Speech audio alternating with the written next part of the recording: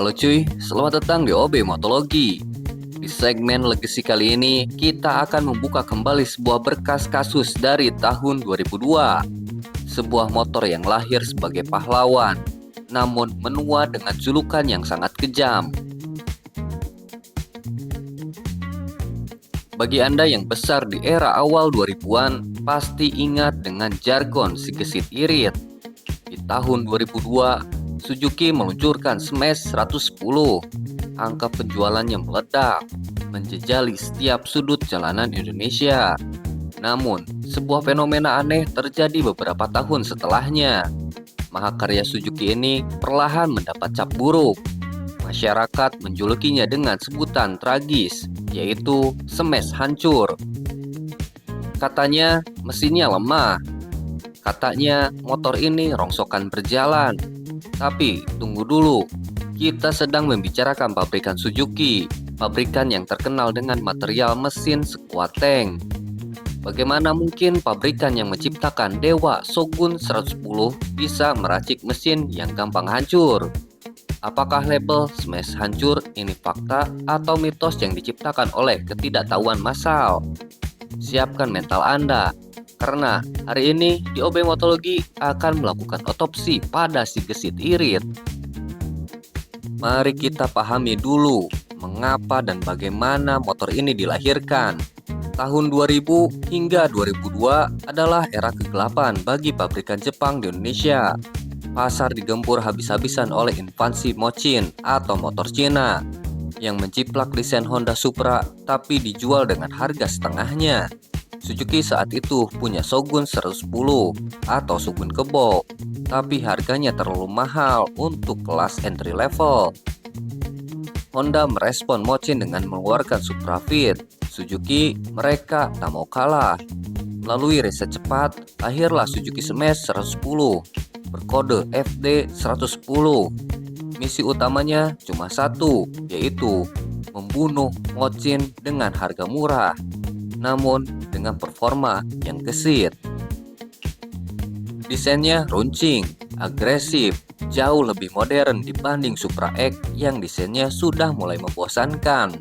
Smash datang dengan lampu sen menyatu di bodi depan atau tameng, garis bodi yang sporty dan knalpot racing look. Di atas kertas brosur dan data dealer, Smash adalah rajanya motor murah yang kencang. Tapi disinilah petaka itu dimulai. Hukum ekonomi tidak bisa ditipu, yaitu ada harga, ada rupa. Untuk menekan harga jual agar bisa bertarung dengan Mochin dan Supra Fit, Suzuki melakukan downgrade gila-gilaan pada satu sektor fatal, yaitu kualitas material bodi plastik. Di OB Motologi harus mengkritik ini dengan sangat pedas. Kualitas bodi Copper Smash generasi pertama adalah sebuah tragedi. Plastiknya tipis, klip pengait bodinya sangat rapuh, dan desain sambungannya rentan getaran. Dosa pertama, penyakit batok getar. Baru dipakai 6 bulan, batok lampu depan Smash akan bergetar seiring putaran RPM layaknya mesin blender kendor. Suara trrrt itu sangat mengganggu mental pengendara. Kedua, bodi patah dan knalpot karat. Jika Anda sering menghajar lubang sambungan bodi samping, respirator belakang pasti pecah atau mengap. Belum lagi leher knalpotnya yang material besinya tipis, gampang sekali berkarat dan akhirnya keropos. Suara batok getar, bodi renggang, baut hilang sebelah, dan knalpot bocor inilah yang menciptakan sensasi bahwa Anda sedang mengendari rongsokan. Dari sinilah julukan Smash hancur lahir. Masyarakat mengira motornya yang mau meledak, padahal yang hancur adalah bajunya, bukan jantungnya.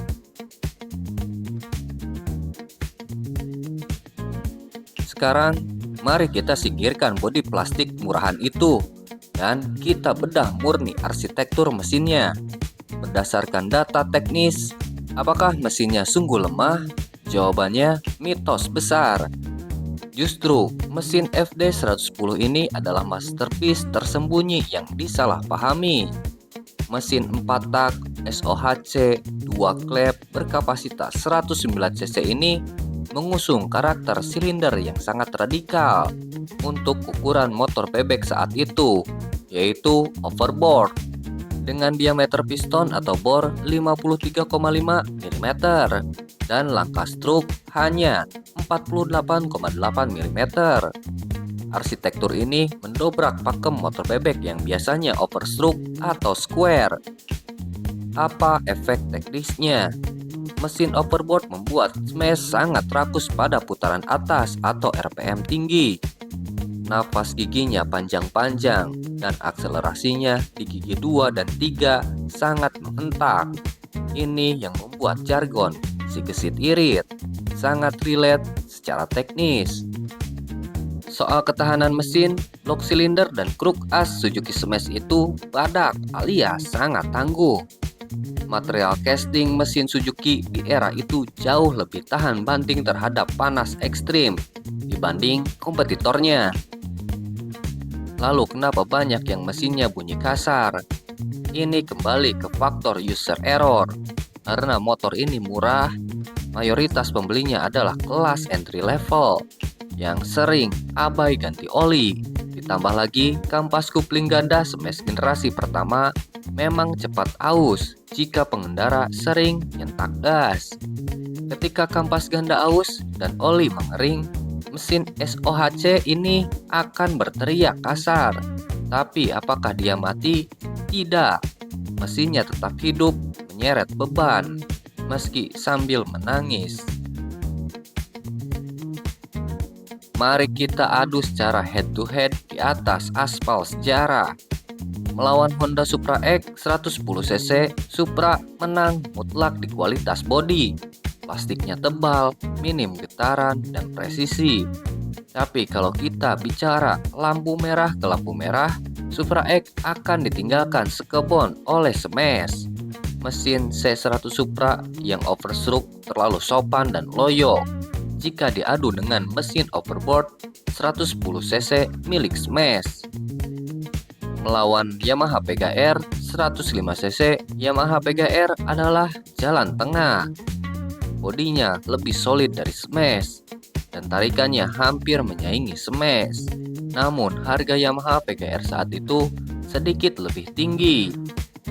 Suzuki Smash mengorbankan build quality body demi memberikan harga semurah Mochin, tapi dengan mesin sekencang Shogun Mini, sebuah kompromi sadis dari pabrikan Jepang demi menguasai pasar. Kesimpulan dari OB Motologi, label Smash hancur adalah fakta untuk kualitas material bodi plastiknya. Namun mitos mutlak jika dialamatkan pada ketahanan mesinnya. Menilai mesin Suzuki Smash 110 sebagai produk gagal adalah sebuah kebodohan otomotif. Mesin FD110 ini saking bagusnya terus disempurnakan oleh Suzuki lewat generasi Smash SR, New Smash 110, hingga Smash Titan yang pada akhirnya membenahi semua keluhan bodi getar tersebut. Smash adalah martir. Ia mengorbankan bajunya yang hancur agar Suzuki bisa selamat dari krisis invasi motor Cina di awal milenium. Pelajaran berharga dari segi setirit, kita sering kali menilai sebuah kualitas hanya dari suara bising di luar, tanpa melihat kekuatan inti di dalamnya. Motor ini mengajarkan kita tentang realitas pasar, yaitu inovasi yang murah selalu menuntut pengorbanan. Mereka yang merawat Smash dengan baik, melapisi klip bodinya dengan spons, dan rutin ganti oli, tahu persis bahwa mesin 110cc ini adalah salah satu mesin bebek paling fun to ride yang pernah lahir di Indonesia. Bagaimana menurut kalian? Adakah dari kalian atau bapak kalian yang pernah jadi saksi hidup betapa berisiknya batok depan Smash ini? Atau ada yang pernah bikin Supra dan Jupiter Jet menangis melihat knalpot Smash kalian dari belakang? Tulis cerita jujur kalian, suka duka, dan opini teknis kalian di kolom komentar. Jangan lupa untuk like, komen, dan subscribe channel ini. Saya Obey, tetap teliti, tetap motologi. Sampai jumpa di video selanjutnya. Bye.